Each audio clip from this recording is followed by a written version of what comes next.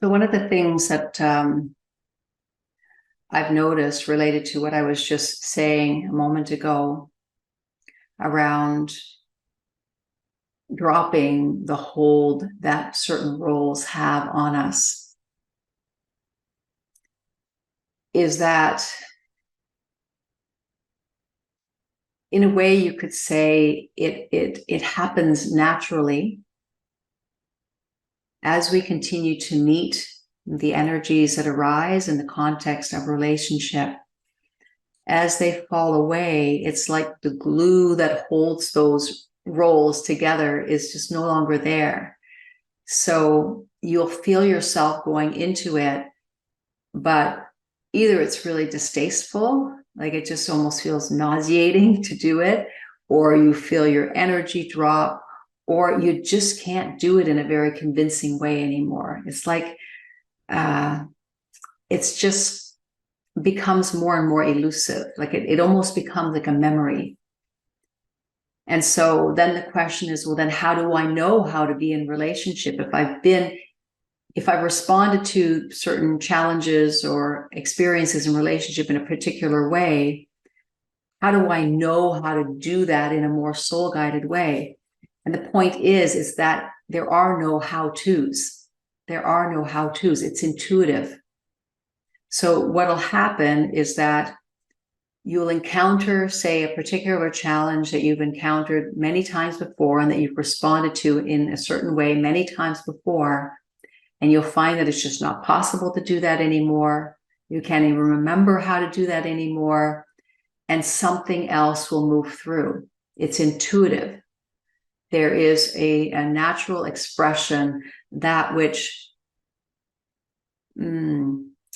is oriented towards what's most true and real, that will guide the words and the actions, or even lack of words and lack of action. Because sometimes those words and actions are another way that the personality and the ego just tries to mask what's actually happening. So you have to trust that process, that it's unknown. There's no more patterns anymore. There's no more perfect ways of being. There's no best way of being a husband or a wife. There's no best way of being a best friend or a daughter or a mother. And all of those definitions gone. In a way, you could say, yes, you're going to play a role as a partner and a mother and all of those things, but each relationship will draw forth from you what it needs, but not because you were told that that's how you have to be, not because you learned that, but because soul, the being, the natural being, responds in the best way, in the most appropriate way for each soul, given that particular circumstance. And that's where life is juicy. It's where it is unfolding in unexpected ways, because you're simply responding to the now from an authentic place without the overlay of the shoulds and the roles and what the other person might need and all of that. We don't need to presuppose what the other person might need, because when we're relating energetically, there is a knowing that's coming from a more essential place that begins to move in relationship. And so we may find ourselves doing interesting things that even surprise us.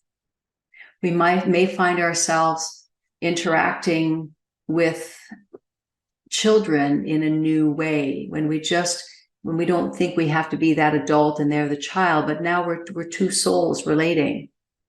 And it's such a magical and rich place to meet, especially these new little souls that are coming onto the planet. There's so much that they have to give us. And again, sometimes in our mind, we think, well, I'm teaching them. But if we relate on a soul level, there is so much richness that is going back and forth, and exchange that's happening, that just feels extremely alive. And by the same token, when we drop those roles that we might typically have had with our parents or our partners or our siblings, and we just be.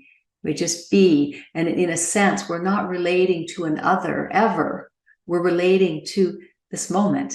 That's all we're relating to the felt experience, the